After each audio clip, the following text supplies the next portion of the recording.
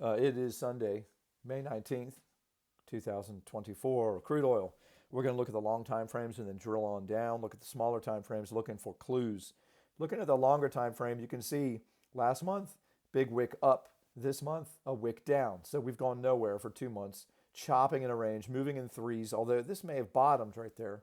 You see, you still got the top dots. It's a monthly. Am I looking at this for actionable signals? Nope. Looking at the weekly, this could be a giant M pattern, although I must say the action off of this low seems more convincing to me that this is a lasting low uh, based on all the micro and the nano of how it got down here and the way it behaved. It is moving in threes, which is not fun. But, welcome to crude oil for the last months and months, just moving in threes. So as we come down here into this zone, all I would take away from the daily is that this is bullish. It finally broke out of this chop zone. If you just put a box around the candle, not the wicks, just the candle highs and the candle lows, and put a box around it, this is broken out. It closed above that box. The daily is bullish. Doesn't mean that it can't pull back just because it's bullish. But what I would say, though, is this looks like the lasting low, 76.21 or 76.22. So I think this is an important low, very important signal. So hopping on down, what is this? 4 hour. You can see a little more detail in here. I was counting this as five up, but then as soon as I felt like, wow, I really got this a handle on this wave structure, it's moving in threes. So the five wave moves are either C waves or A waves. And so this I'm thinking of as an A wave.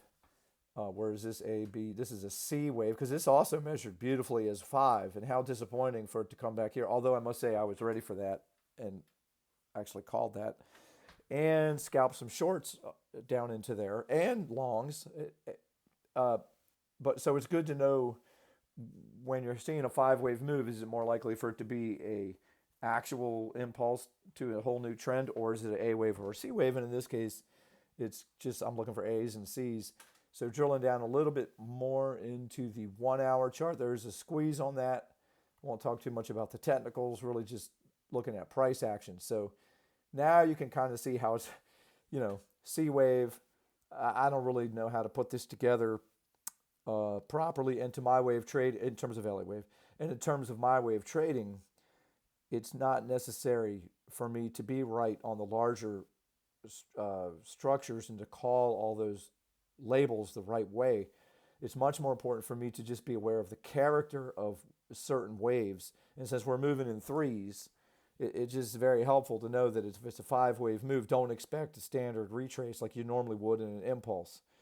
Look at where you're at. So if this is three and this is three and this well, you could argue this is three as well, but on the nano this is actually to me quite clearly five, but it's an A wave, and then look how this is behaving afterwards. The retrace didn't even make it to the 382, so call that an A wave, and then now look at the structure of this. The structure is overlapping and not very clear, but it is advancing, but it's doing so in a overlapping, not very pretty way. So perhaps that's a B wave, and it could still come higher. I think that would be just about the max you'd want to see if you're still going to call this a B wave. Because if it keeps going higher, then maybe you just got a shallow correction, and then somehow that's going to go higher directly. But I think it comes down. Who knows if that's going to happen? But for trading purposes, I would rather try to short scalp from up here or get long from down here, or even short, like if this comes down tonight. Actually, let's go a little bit lower now. If this fails to get above this level, 79.80, if it fails to get above there and starts coughing up something that looks like an impulse down than a retrace, I think it would be better to go trade for the short side. And there's a couple ideas where this could terminate down here. But the thing I like the most, which is also happens to be the thing that would torture the most amount of people, because a lot of folks are bullish now with this move.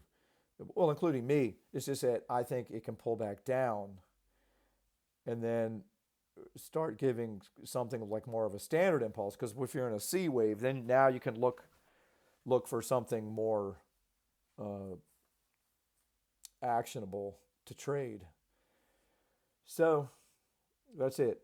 Very inconclusive. I just need to see more price action unfold. But that's what I'm thinking. And really a line in the sand of sorts, to my way of thinking, is 80.46.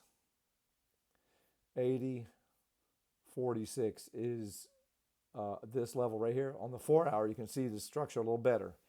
This is kind of where that last leg of the correction came down below this level. So if you get above 80.46, especially with a 1 hour candle closing above 80.46, that's going to be interesting. I think it could come. I think that could really keep coming. It's going to morph into something else more accountable, because right now, looking at this is kind of janky, but that's why I think it would make more sense if this doesn't get above even this level and comes all the way back down into here. But I don't have any trades on. I'm just going to wait for a little more price info after the open and see what presents itself. All right. Thanks for watching, guys. See ya.